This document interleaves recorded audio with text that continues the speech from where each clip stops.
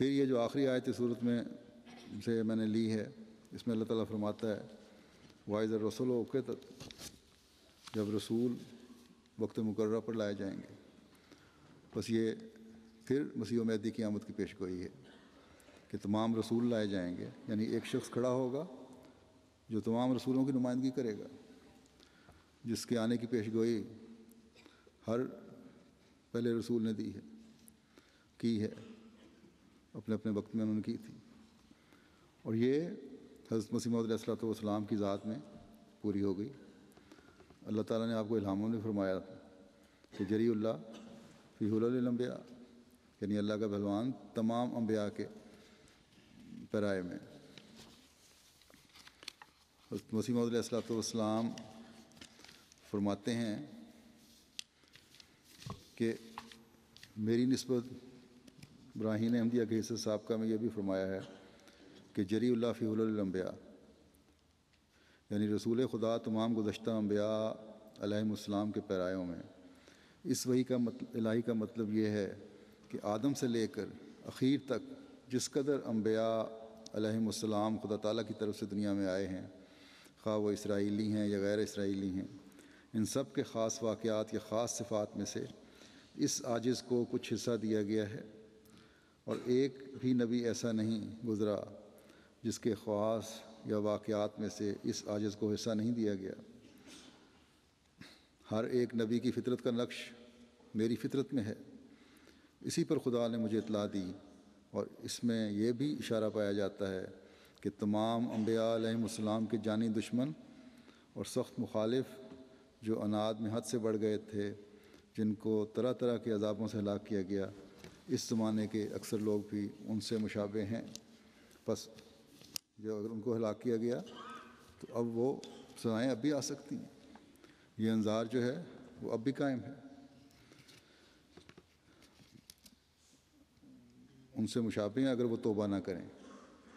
غرض اس وحی الہی میں یہ جتلانا منظور ہے کہ یہ زمانہ جامع کمالات اخیار و کمالات اشرار ہے.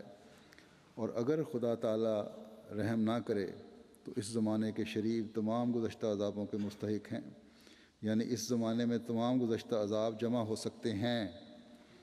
اور جیسا کہ یہ پہلی امتوں میں کوئی قوم طاعون سے مری، کوئی قوم صاعقہ سے، اور کوئی قوم زلزلے سے، اور کوئی قوم پانی کے طوفان سے، اور کوئی قوم آندھی کے طوفان سے، اور کوئی قوم خسف سے، اسی طرح اس زمانے کے لوگوں کو ایسے عذابوں سے ڈرنا چاہیے اگر وہ اپنی اصلاح نہ کریں، کیونکہ اکثر لوگوں میں یہ تمام مواد موجود ہیں.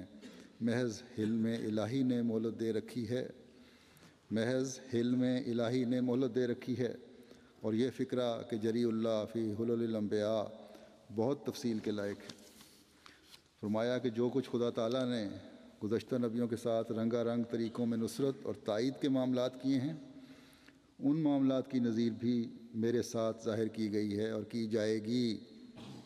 بس یہ ختم نہیں ہوا سلسلہ کہ مستقل چل رہا ہے، مستقبل کی بھی خبریں ہیں اور کی جائیں گی. پھر فرمایا کیونکہ زمانہ اپنے اندر ایک گردش دوری رکھتا ہے، اور نیک ہوں یا بد ہوں بار بار دنیا میں ان کے امثال پیدا ہوتے رہتے ہیں.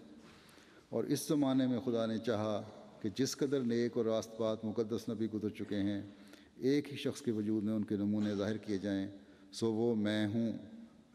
اسی طرح اس زمانے میں تمام بدوں کے نمونے بھی ظاہر ہوئے، فرعون ہو یا وہ یہود ہوں جنہوں نے حضرت مسیح کو صلیب پر چڑھایا، یا ابو جہل ہو.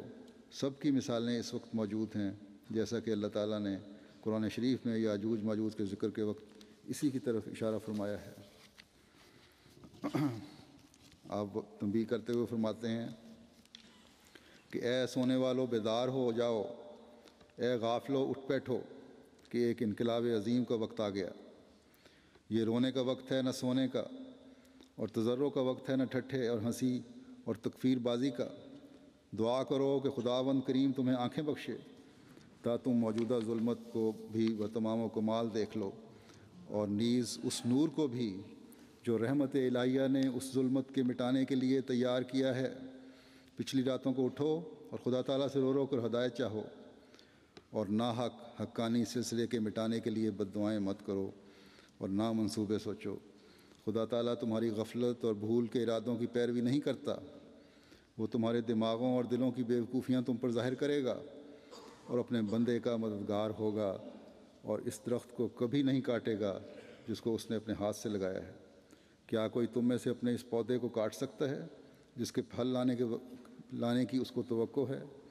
پھر وہ جو دانا و بینا اور ارحم الراحمین ہے، وہ کیوں اپنے اس پودے کو کاٹے جس کے پھلوں کے مبارک دنوں کی وہ انتظار کر رہا ہے؟ جبکہ تم انسان ہو کر ایسا کام کرنا نہیں چاہتے، پھر وہ جو عالم الغیب ہے، جو ہر ایک دل کی تہہ تک پہنچا ہوا ہے، کیوں ایسا کام کرے گا؟ بس تم خوب یاد رکھو کہ تم اس لڑائی میں اپنے ہی اعضاء پر تلواریں مار رہے ہو، سو تم ناحق آگ میں ہاتھ مت ڈالو، ایسا نہ ہو کہ وہ آگ بھڑکے اور تمہارے ہاتھ کو بھسم کر ڈالے۔ یقیناً سمجھو کہ اگر یہ کام انسان کا ہوتا تو بتیرے اس کے نابود کرنے والے پیدا ہو جاتے۔ فرمایا، کیا تمہاری نظر میں کبھی کوئی ایسا مفتری گزرا ہے کہ جس نے خدا تعالیٰ پر ایسا افتراء کر کے کہ وہ مجھ سے ہم کلام ہے، پھر اس مدت مدید کے لیے سلامتی کو پا لیا ہو؟ افسوس کہ تم کچھ بھی نہیں سوچتے اور قرآن کریم کی ان آیتوں کو یاد نہیں کرتے جو خود نبی کریم کی نسبت اللہ جل شانہ نے فرماتا ہے اور کہتا ہے کہ اگر تو ایک ذرہ مجھ پر افتراء کرتا تو میں تیری رگِ جان کاٹ دیتا۔ بس نبی کریم سے زیادہ تر کون عزیز ہے کہ جو اتنا بڑا افتراء کر کے اب تک بچا رہے، بلکہ خدا تعالیٰ کی نعمتوں سے مالا مال بھی ہو۔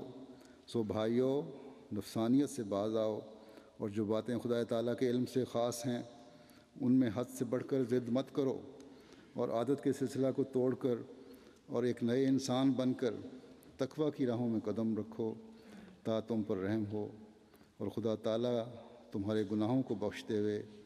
سو ڈرو اور باز آ جاؤ، کیا تم میں ایک بھی رشید نہیں؟ وَإِن لَّمْ تَنْتَهُوا فَسَوْفَ يَأْتِي اللَّهُ بِنُصْرَةٍ مِّنْ عِندِهِ وَيَنصُرُ عَبْدَهُ وَيُمَزِّقُ أَعْدَاءَهُ وَلَا تَضُرُّونَهُ شَيْئًا۔ اگر تم باز نہ آئے تو اللہ اپنی جناب سے مدد دے گا اور اپنے بندے کی مدد کرے گا اور اس کے دشمنوں کو ٹکڑے ٹکڑے کر دے گا، اور تم اس کا کچھ بھی بگاڑ نہیں سکو گے۔ اللہ تعالیٰ دنیا کو عقل دے اور اس پیغام کو سمجھنے والے ہوں، اور ہمیں بھی توفیق دے کہ اس پیغام کو دنیا میں پھیلانے والے ہوں اور دنیا کے بچانے کے لیے جس حد تک کوشش کر سکتے ہیں کرنے والے بنیں۔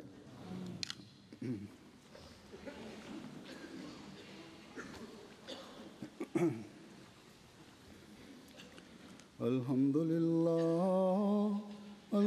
للہ نحمده ونستعینه ونستغفره ونؤمن به ونتوکل علیہ ونعوذ باللہ من شرور انفسنا ومن سیئات اعمالنا، من يهده الله فلا مضل له ومن يضلل فلا هادي له، ونشهد أن لا إله إلا الله ونشهد أن محمدا عبده ورسوله۔